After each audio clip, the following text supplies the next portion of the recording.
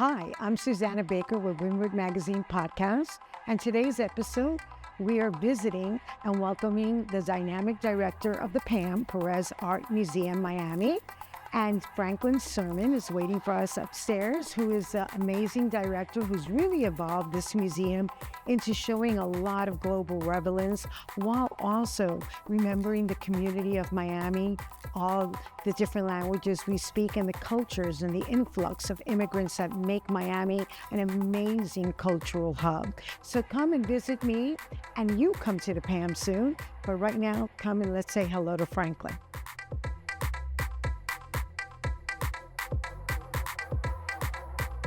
Welcome to Windward Magazine Podcast. I'm your host, Susana Baker, and today we're thrilled to welcome Franklin Sirmans.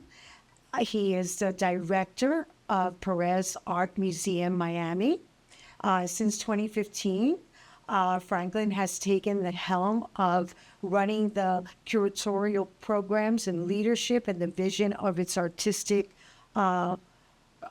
exhibitions, and he has totally turned it into a cultural hub. And today we welcome you, Franklin. How are you? Well, Susana, thank you for having me. Good to see you. Good to see you. Delighted to be here with you all. Yeah, we're excited to have.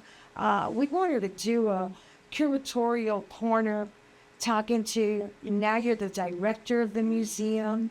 I know you started as the curator and the contemporary art. You are an artist, an art critic. You are an editor. You have you've brought a global perspective to the museum, and you've also opened a lot of dialogue with the community. One of the things I love for you to tell us is, how did you embark in this artistic journey? How did you end up in the museum circuit, and why Miami? Those a few questions there. Let me start at the top, though, because I think is fascinating. When you talk about who we are to the world. I mean, I think what we've done really well in the last almost 10 years, I believe, is lean into and tap into the foundation of what contemporary art can be in Miami. And what I mean by that is that we had a founding director, a guy named Jan van der Mark, who came here in the early 1980s, a very, very different time, right? And we had a lot of different people, and people maybe not understanding each other as well as they should, and a moment of great change, probably not unlike the moment we find ourselves in now. But he looked around and he thought about how art could be a catalyst for bridging some of the gaps between people. How art could be a way to perhaps bring people to the proverbial table to have conversations with each other, get to understand each other a little better.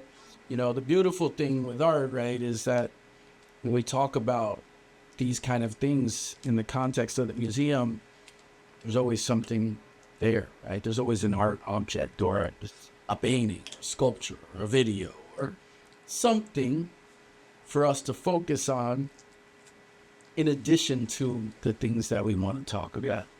And I think that can be very soothing. I think that can be a very seductive way of getting people to find some sort of common ground.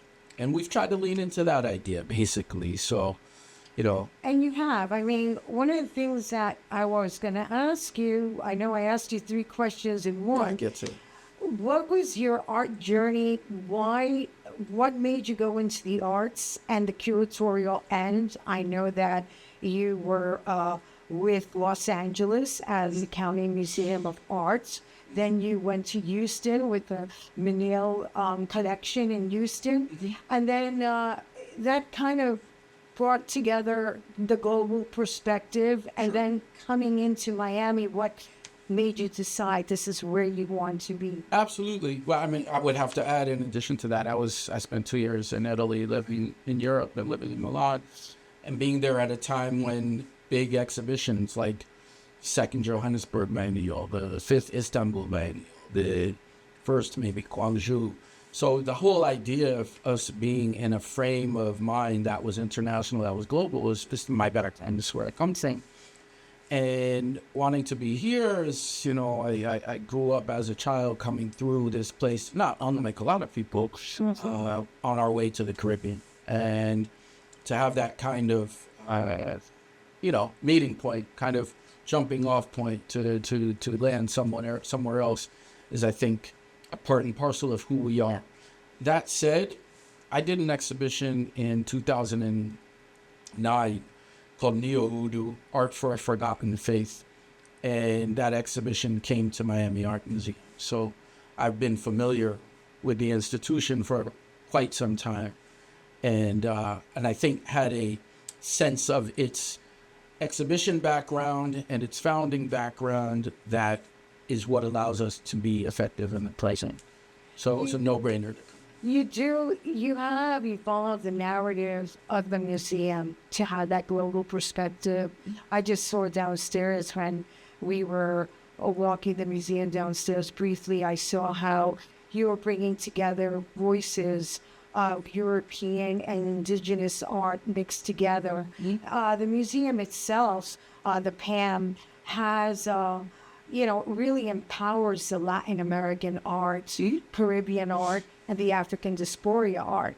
How do you evolve the museum to continue with the global relevance of what's happening, and also bridge it with the communities, the diverse communities and cultural communities of Miami? I think that's the uniqueness of Miami. It allows for us to say we are looking at everything through a Miami lens, so to speak, right? The Miami lens is inherently global, is inherently open, I think, to a diversity of people and ideas and cultures. So what we say is that there are many museums around the world of international, modern, and contemporary art. We're very happy and proud to be one of them, but we also want to be unique in that conversation. What makes us unique is that we choose to be the best representing the work of Latin America and the Caribbean, and we look toward the African mass. You certainly do. I mean, you've brought in a lot of, also you've empowered some of the great local, amazing, renowned artists, because as you say, we have the influx. We speak 127 languages in Miami, and all the neighborhoods. I mean, this is where if you're, fleeing from oppression from your homeland, this is where you would touch North America through the Keys or many people have. And Miami. And we definitely have the best collection of contemporary cucumbers. You do. I mean, I've gone to some of the exhibitions, and they definitely evoke conversations. And that's what it's all about. A good curator knows how to flow his narrative and make people, it doesn't stop. Once you exit the door, it just continues. It's like the beginning, and you have done that over and over and time again. Well, that's why now you're the director of the museum, and that's amazing. Running a major art institution, which the PAM is, during the cultural and political battles that are happening in our country right now, how does that challenge your museum? And what's been one of the most difficult decisions you had to make as a director to shape the museum during those imbalances of political? I don't know. I got out of school in the 90s, right? And we were talking about issues of challenge, issues of globalism, issues of people not getting on together. When I lived in Italy, I think Yugoslavia had just torn itself apart, right? 4 different countries, I mean, between Serbia, Albania, Slovenia. So that was happening there. Issues that we talk about in terms of the Congo happening at the same time. Unfortunately, we as humans go in cycles with these things. So what we're trying to do is just at all times be cognizant and aware of humanity. And at the very base level, what we're trying to talk about are issues that are important to humanity, be that abstract painting or figurative painting. It could be the ways in which we navigate around a sculpture, like this Neto that we just passed downstairs, this wonderful hanging sculpture by Ernesto Neto that is filled with these kind of spices that hit you not only as a visual material, but also as something you smell. So, and also has cultural relevance to the Oh, many. Caribbean and the spices and the economy that was built on the backs Many, of many indigenous cultures. many. Yeah, so it really does speak, and that's something that that I love about you, because you brought to the pan visual storytelling. You're too kind. No, it's. I mean, I remember when it was, the Museum of Miami, and then Perez wanted to put his name on it, all the controversial after that. But the wonderful thing that while there was a major recession, and while he lost his two hotels, the Viceroy, and I can't remember. You got stuff I don't even know. Yeah, in 2008, when that whole recession hit, and you guys were opening up your doors, they wanted to see if he was really going to give $30 million in art and money. And there were 7 boards of directors. Everybody was supposed to give $25 million. And the only one and while losing those 2 hotels, they went back into receivership. And he moved forward and still gave the money and gave his art collection, Cuban art collection, and gave the money. And by all means had he should have been honored with the name on the museum. And that's how he got it, because he did stay true to his work, even while losing Always. his own pockets. George is a phenomenal person here, referring to George Perez, but so we opened here in 2013, in December of 2013, and I came in fall of 15, so I can't take any credit for the, foundation of the institution in that sense. And we had the opportunity, though, to build upon that. And what we try to do now is we work very, very closely. So when we talk about George, you can see in the exhibition downstairs a big new exhibition called Language and Image, all about photography, primarily from a conceptualist kind of stance, meaning that it is driven by ideas. And what we try to do is we go about collecting together, we go about looking at exhibitions around the world together, so that there's a synergy. Right. And I think that's the blessing of being able to be here at this point in time and work with not only George, but, we have 40 board members. Right. In addition to the 200 people that work in the institution. And in addition to overseeing the exhibition, you're also part of the educational program for the youth, and which is an amazing program. It's not just summer that opens up and let's now deal with the kids and teach them. You do this all year long. And I really appreciate you for saying that, because that is the truth. It is the truth. That's 90% of what we do. Yeah. And we have 20-something teaching artists on staff. Between you and I started in 2008, the art experience, because they say necessity is the mother of invention. And I lost my company within 30 days, a 15-year-old company, and I did not know what I was going to do, because the whole country was going through a recession because of the financial banks, right? What George was saying took his. You too, yeah, that's 2008. You were in I was in Houston. Yeah, you were in Houston running the Manil collection. So you just a little part. I did modern contemporary. Well, so now that you say you were too young, what would the Franklin Sirmans of today tell the Franklin Sirman? What advice would you give Franklin Sirman coming out of college? Ooh, that's a good question. That's a good question, because it's the kind of question that makes you think, what could I have done differently or better? And I think that's valid, but I also feel like I'm a big believer in our paths and in our fates, and when and where we meet certain people or come together, so it depends on the day. There are some times when I wish I would have been a little bit more future thinking, maybe thinking about 10 years as opposed to only the year or two in front of us. And that's hindsight, and that's the kind of things that we all learn with a degree of maturity. I mean, there's the silly things like, probably should have taught a little bit more art by the incredible younger artists that I was working with at the time.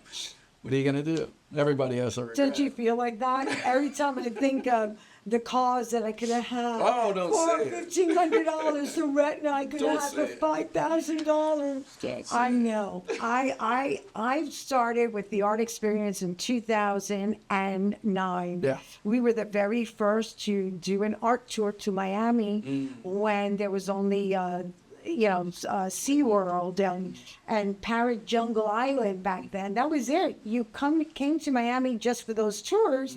And with the recession, I didn't know what I was going to do. And I saw these lights in the sky. I live in Buena Vista East, which is the design district. And Craig Robbins was having an art walk. And I saw 6,000 people. And I'm like, where did these people come from? I live here. You could throw a bowling ball anytime and not hit a person. And I realized that he got 6,000 people every second Saturday, but they were local.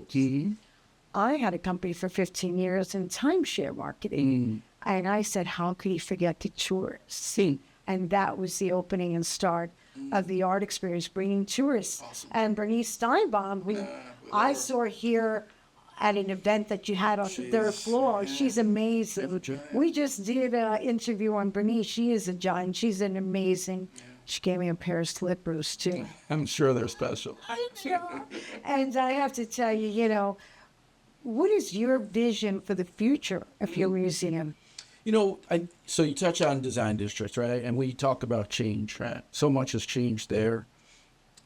Craig continues to build a pretty amazing thing, no matter where you go in the world. It's very special. You know this. Yes, I do. You think about the growth of Wynwood. We think about what's happening. All right, there are other institutions now. So we've grown up in many ways, right?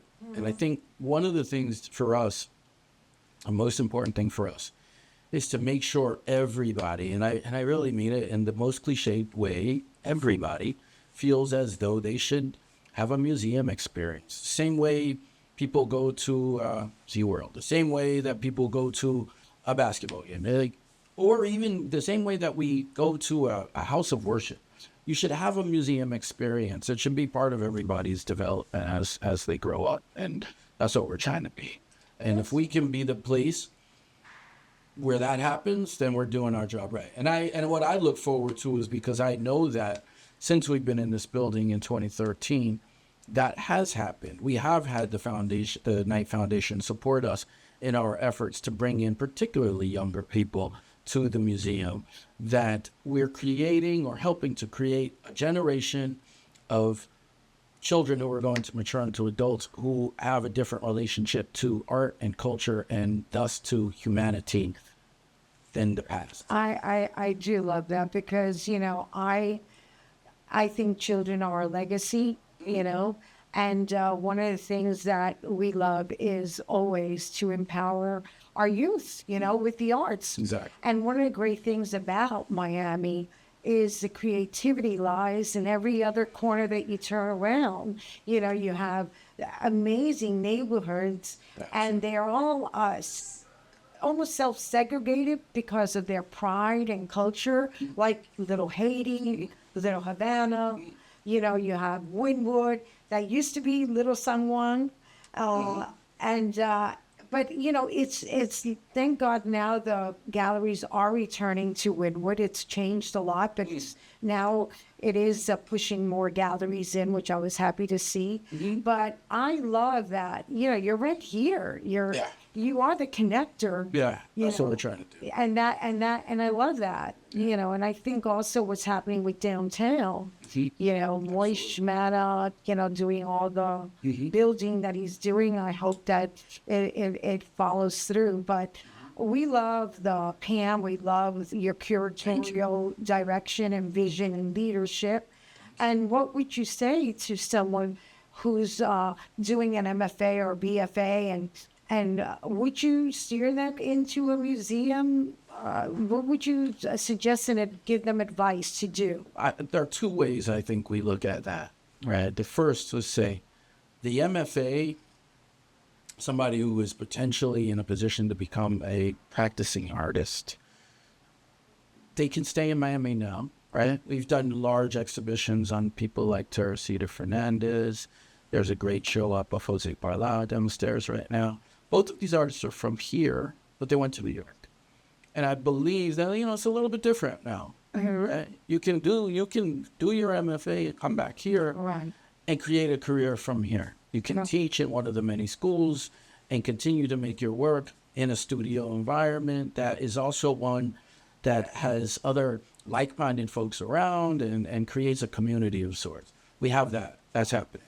On the other end, I would say that, the thing that we're trying to do is we're within this cycle, we're not trying to make artists. We're just trying to make people who are empathetic and who think about others and also have a way of thinking innovatively about the way that they live their life. And by that, I mean just the very simple thing of looking at an art object, right? How do I look at it differently? Why do you see something different? Having these kind of conversations, those are the things that we're trying to provide. So it's very much a big picture kind of view that hopefully just cultivates a bigger life or a bigger way of thinking through the world. So one of your advice would be to a young artist coming out of a program or art history major that might want to work in a museum as... How we take that too. Yeah, right? and to have an open mind, an objective mind on looking at art. Absolutely. And try to feel how others may perceive it. Absolutely. Besides, I like that. I like that very much. And thank you so much for allowing us to sit here with you. We love you. Thank you. You're doing amazing. We love the Perez Art Museum. Keep coming back. And we want to keep coming back. The best is yet to come. And this is an episode of Wynwood Magazine Podcast with Franklin Sirmans, the dynamic director of the PAM. And please, you have to... If you want more art and more culture and you want your children's children to have this experience, come out, visit our museums, donate to our museums, make it an experience, a family day, and don't make it just for Christmas.